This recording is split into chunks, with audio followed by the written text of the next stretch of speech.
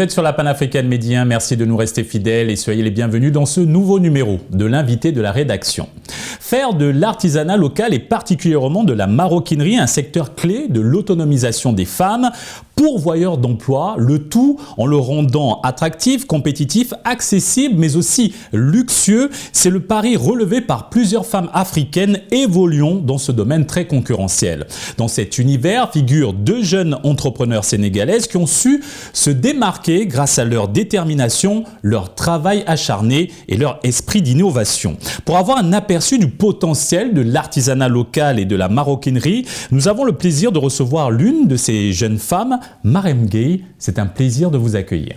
Le plaisir est partagé. Merci pour l'invitation. Madame Gueye, vous et votre sœur avez émergé comme des figures de proue dans l'industrie de la maroquinerie. Avant de vous lancer dans cette aventure, vous avez passé 10 ans à l'extérieur, à l'étranger. Qu'est-ce qui vous a motivé dans votre décision de revenir dans votre pays d'origine et de vous lancer dans l'entrepreneuriat? En fait, nous, on était au Canada. Alors, moi, j'y étais pour les études. Quand on a fini les études, on s'est dit, il faut qu'on rentre au pays. Néné était toujours au Canada, mais quand je suis revenue, on s'est dit on va se lancer dans l'entrepreneuriat parce qu'il y avait beaucoup à faire. On a toujours été entrepreneurs dans l'âme. Ma mère était professeure de biologie, mais elle a toujours été entrepreneur. Donc nous, on a pris ce côté entrepreneur de maman et était toujours une fashionista.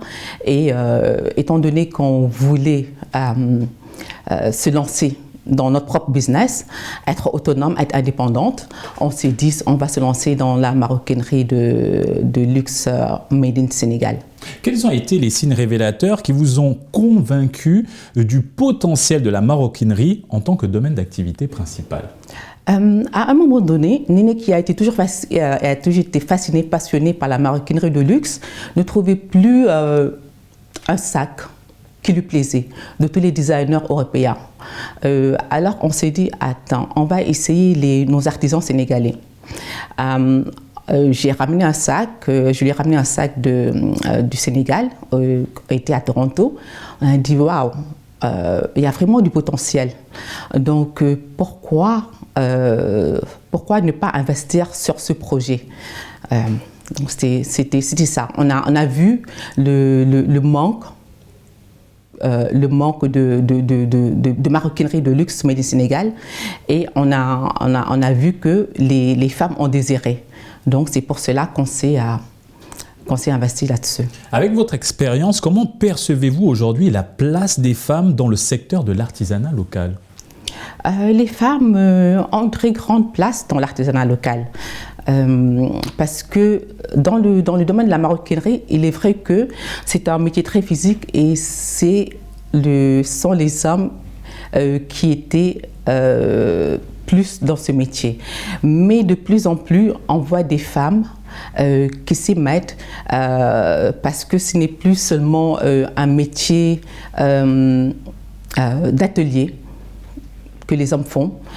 Il y a le design, la communication, c'est tout un business. Donc la femme a sa place dans ce métier.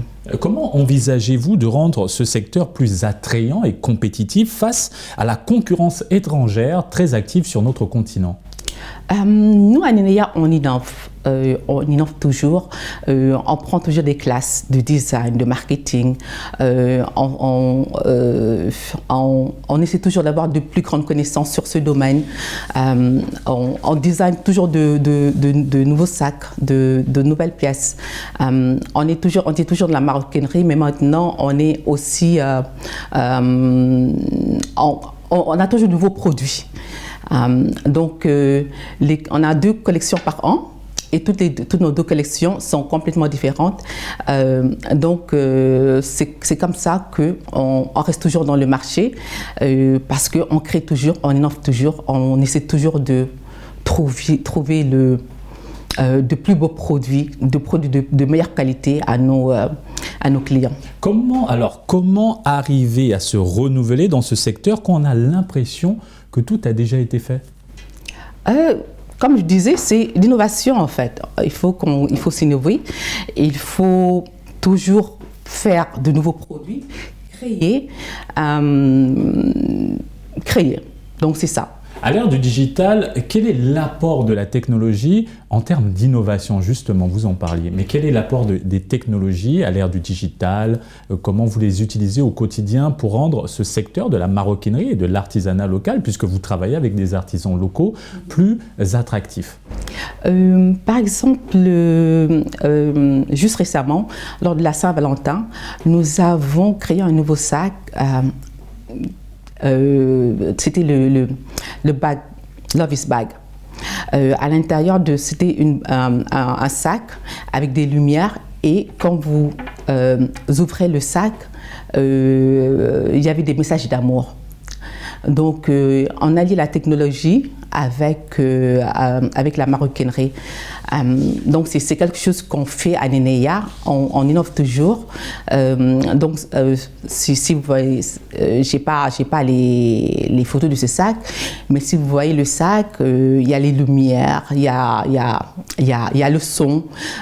Donc c'est comme ça qu'on allie la technologie avec la maroquinerie. On a vraiment travaillé l'intérieur du sac cette fois-ci, parce que notre slogan aussi, c'est Nenea Luxury with the Soul. Nenea, donc le luxe avec l'âme. Donc c'est de cette manière qu'on allie technologie et maroquinerie. Madame Gaye, chaque 8 mars, la Journée internationale des femmes est célébrée à travers le monde. Qu'en est-il de votre implication dans cette célébration et quelles initiatives prenez-vous pour promouvoir l'autonomisation des femmes évoluant dans l'artisanat local? Nous, chaque 8 mars, c'est là qu'on sort notre nouvelle collection. Notre nouvelle collection de sacs. Donc, on espère sortir la collection de sacs ce 8 mars. Maintenant, pour l'autonomisation des femmes, on est en train d'ouvrir une école de maroquinerie qui sera dédiée, c'est pour femmes et hommes, mais vraiment, on veut vraiment faire l'impact sur les jeunes femmes, parce que chaque jour, il y a beaucoup de jeunes femmes très brillantes, très motivées, qui nous envoient des messages pour nous demander d'aide, pour qu'on puisse les aider à être dans ce domaine. Justement, en parlant d'accompagnement, selon vous, quel type de formation ou de programme de soutien seraient les plus bénéfiques pour les femmes désireuses de se lancer dans votre secteur d'activité? Dans ce secteur d'activité, je dirais le design, le marketing. Il y a aussi les travaux pratiques. C'est pour ça d'ailleurs qu'on compte avoir notre école à côté de notre atelier. Comme ça, les étudiants vont pouvoir aller faire à l'atelier les travaux pratiques. Donc c'est ça, communication, design, marketing.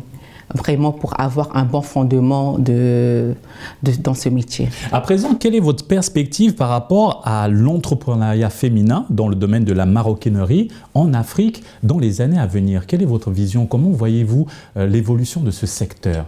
Je crois que le secteur va vraiment évoluer, parce que nous, quand on a commencé il y a 10 ans, c'était pas ça. On avait beaucoup de challenges. Les gens nous disaient je ne vais pas dépenser ce montant pour un sac made in Africa. Je préfère prendre cet argent et dépenser ça, aller prendre telle et telle marque occidentale. Mais de plus en plus, on voit que les mentalités sont en train de changer. Donc, je me dis que d'ici 5-10 ans, ça va vraiment boomer, parce que les gens sont vraiment en train d'adhérer au à la maroquinerie made in Africa en général. Merci Madame Marem Gaye d'avoir accepté cet entretien. Merci de nous avoir accueillis dans votre plateau. Merci, et c'est ainsi que s'achève cette émission. Excellente suite des programmes sur la panafricaine.